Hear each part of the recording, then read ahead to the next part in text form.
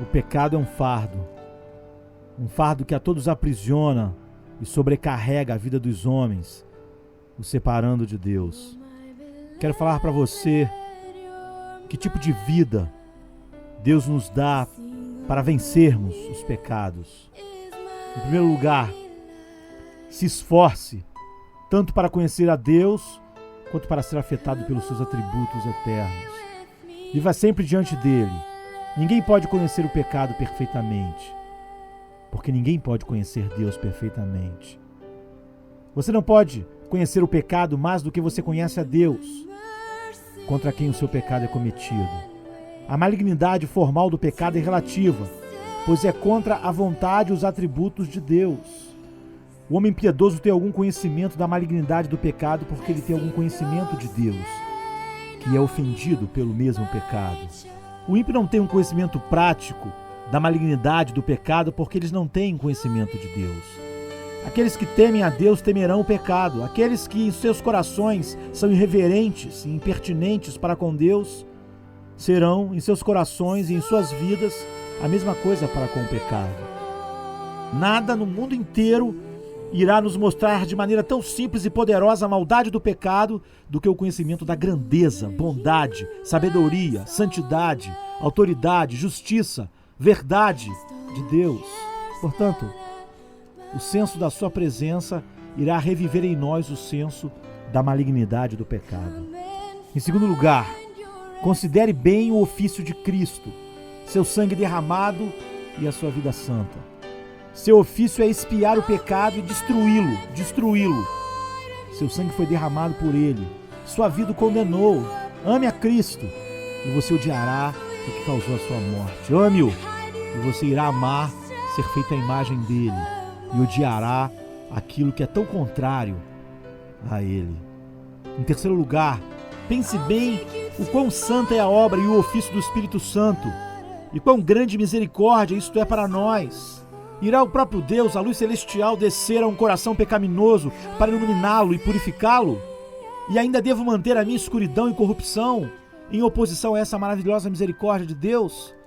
Embora nem todo pecado contra o Espírito Santo seja uma blasfêmia imperdoável, tudo é ainda mais agravado por meio disso. Em quarto lugar, considere e conheça o maravilhoso amor e a misericórdia de Deus e pense no que ele tem feito por você e você odiará o pecado e terá vergonha dele. É um agravamento do pecado até mesmo para a razão comum e a ingenuidade que devemos ofender um Deus de infinita bondade que encheu nossas vidas de misericórdia. Você será afligido se você tem injustiçado um extraordinário amigo. Seu amor e sua bondade virão aos seus pensamentos e você sentirá raiva da sua própria maldade.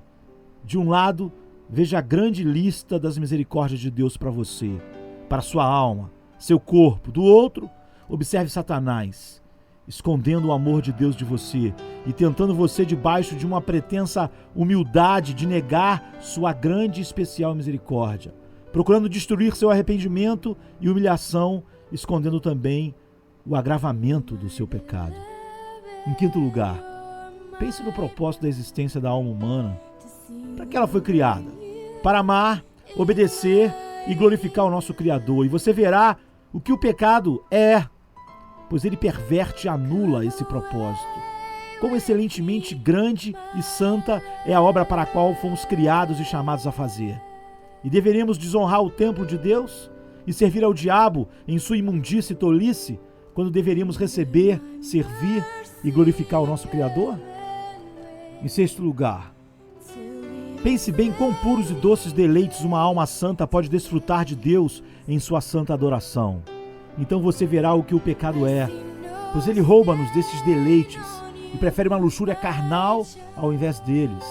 Com quão grande felicidade poderíamos realizar cada dever, quão grandes frutos poderíamos produzir servindo o nosso Senhor, e que deleites encontraríamos em seu amor e aceitação, e como pensaríamos mais na bem-aventurança eterna, se não fosse o pecado, o qual afasta as almas dos portões dos céus e a faz cair como um suíno no seu amado lamaçal. Em sétimo lugar, considere a vida que você deverá viver para sempre se você for para o céu, e a vida que os santos vivem lá agora, nesse instante. Então, Não pense que o pecado, que é tão contrário a isso, não seja uma coisa tão vil e odiosa. Ou você viverá no céu ou não. Se não, você não é um daqueles para quem eu falo. Se você for, você sabe que lá não há prática do pecado. Não há mente mundana, orgulho, paixões, luxúrias e prazeres carnais.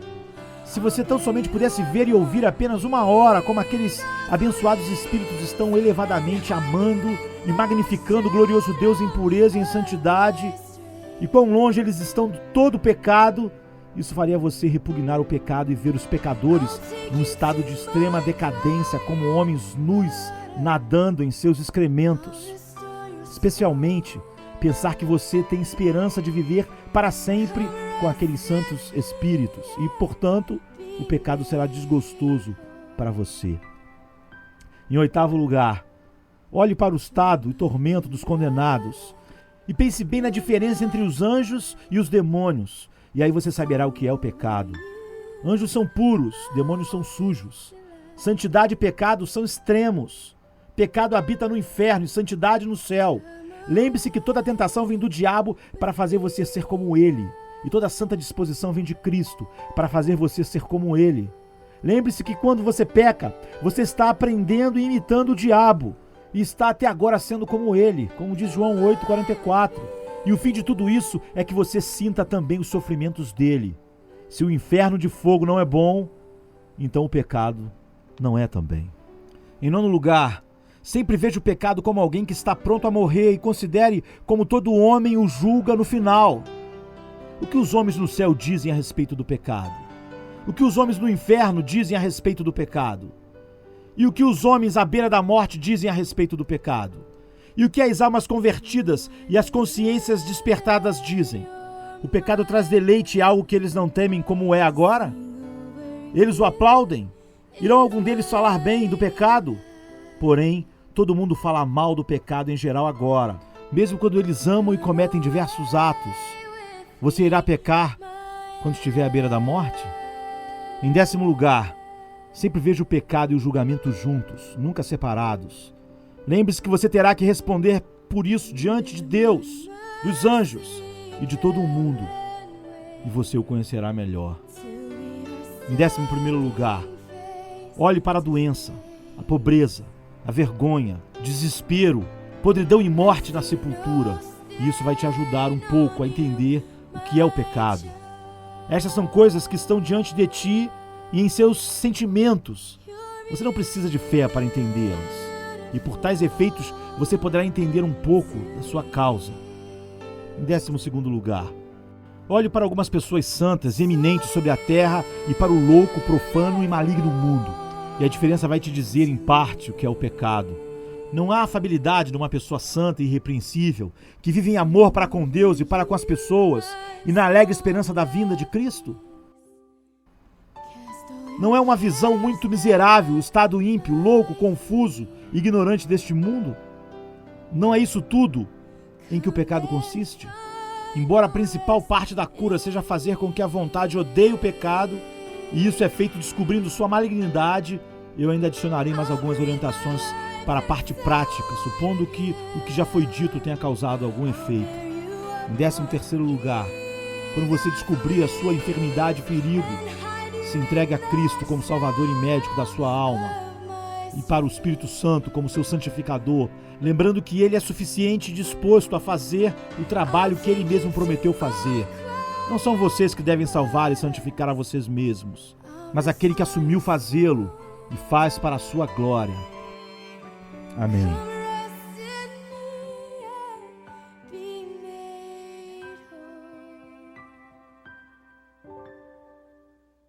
You're my beloved, you're my bride, to sing